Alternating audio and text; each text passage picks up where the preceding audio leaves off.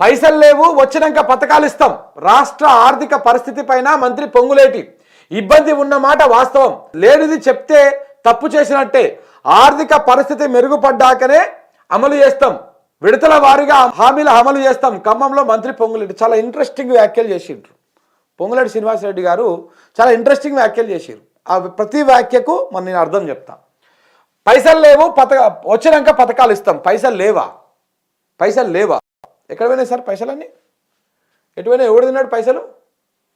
ఎటువైనాయి? రేవంత్ రెడ్డి తిన్నాడా? మీరు తిన్నారా? మీ క్యాబినెట్ మంత్రులు తిన్నారా? లేకపోతే కాంగ్రెస్ నాయకులు తిన్నారా? ఎవడు తిన్నాడు? ఎక్కడ పోయినాయి పైసలు? రేవంత్ రెడ్డి గారి నోటితోటి ఆయన అన్న మాట, ప్రతి నెల మనకు వచ్చేటువంటి ఇన్కమ్, రాష్ట్రానికి వచ్చేటువంటి ఇన్కమ్ 18,500 కోట్లు. ఇది నేను చెప్పిన మాట కాదు, రేవంత్ రెడ్డి గారు చెప్పినటువంటి మాట.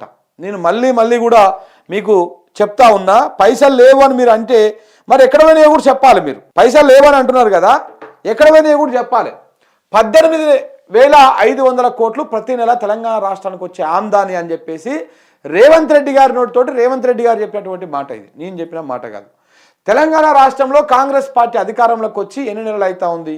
ఒక డిసెంబర్ నెలను వదిలేదాం, మీకు అది హనీమూన్ పీరియడ్ అనుకుందాం, లేకపోతే ఎంజాయ్ చేసే నెల అనుకుందాం. ఎందుకంటే December 7 నాడు మీరు ముఖ్యమంత్రిగా రేవంత్ రెడ్డి, మంత్రులుగా మీరు ప్రమాణ స్వీకారం చేసిర్రు, గవర్నమెంట్ ఫామ్ అయింది. ఆ 7 నుంచి 31 దాకా అంటే దాదాపు అవి ఒక 24 రోజులు పక్కన పెట్టేద్దాం. మీకు అది ఎంజాయ్ చేసేందుకు, మీ కుర్చీలు చదువుకోవడానికి, మీ ఆఫీసులకు పట్టిన దుమ్ము దులుపుకోవడానికి పనికొచ్చింది అనుకుందాం.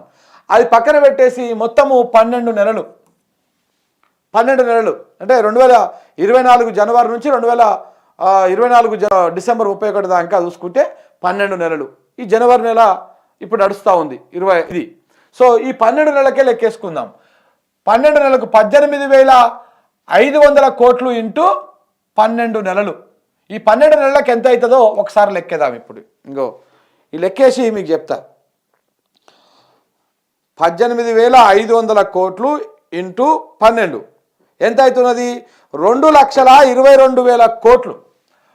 2,22,000 కోట్లు రాష్ట్రానికి ఆందాన్ని వచ్చింది ఈ సంవత్సర కాలంలో. రాష్ట్రానికి వచ్చినటువంటి ఆదాయం.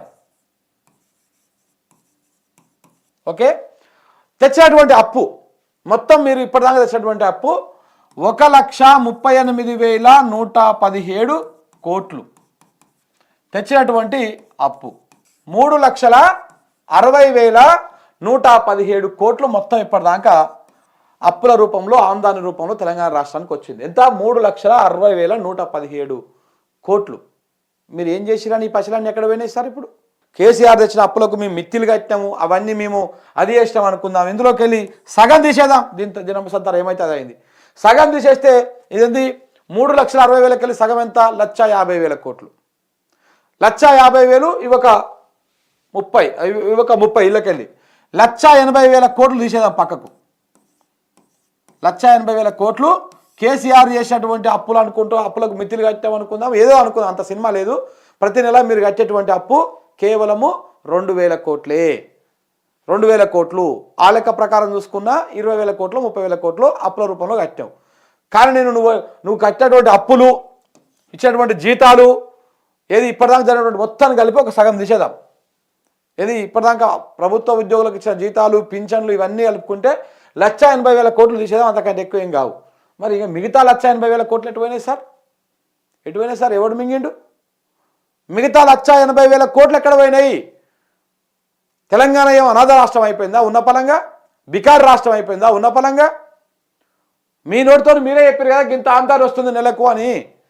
మరి అంత వచ్చినప్పుడు 12 నెలల్లో వచ్చినటువంటి 2,22,000 కోట్లు ఎక్కడ పోయినాయి? తెచ్చిన అప్పు 1,38,000 కోట్లు ఎక్కడ పోయినాయి? ఇవన్నీ ఎవరు మింగిండు? ఎవరి ఖజానాలకు పోయినాయి? మేము పైసలు లేవు, పథకాలు ఇయ్యము, వచ్చినాక ఇస్తాము, ఈ ముచ్చట్లు ఎట్లా చెప్తారండి మీరు? ఇప్పుడు ఆయన ఎవరు? రెవెన్యూ శాఖ మంత్రి గారు. ఎట్లా చెప్తారండి మీరు? ఏ లెక్క ప్రకారం చెప్తారు? ఈ రకంగా ఉంటుంది కథ, ఇట్లా ఉంటుంది. ఇగో ఇబ్బంది ఉన్నమాట వాస్తవం. దేనికి ఇబ్బంది ఉంది సార్? మీరు దోసుకోవడానికి, మీరు ఉన్నదంతా దోసుకొని తిన్నాక మీ మంత్రుల పిఏలు లేకపోతే కాంగ్రెస్ పార్టీ నాయకులు తిన్నాక ఇంకేడ ఉంటుంది సార్ మిగులుతుంది? రాష్ట్రానికి ఆదాయం తగ్గలే, రాష్ట్రానికి ఆదాయం యాస్టేజ్కి వస్తుంది. కానీ మింగటోళ్ళు ఎక్కువ అయిపోయారు. వచ్చిన ఆదాయాన్ని కాంగ్రెస్ వాళ్ళు పంచుకొని రొట్టెతుంక దించుకొని పంచుకొని ఎవరికి అందిన కాడికి వాడు దోసుకొని తినడం వల్ల పేదలకు రావాల్సినటువంటి సంక్షేమాలు, ప్రజలకు అందాల్సినటువంటి ఈ కార్యక్రమాలు ఏవి కూడా అయితలేవు, ఆగమైపోతూ ఉన్నారు. రాష్ట్ర ఆదాయం పడిపోలే, వచ్చిన ఆదాయాన్ని మీరు మింగుతూ ఉన్నారు కాబట్టి ఈ రకంగా అయింది.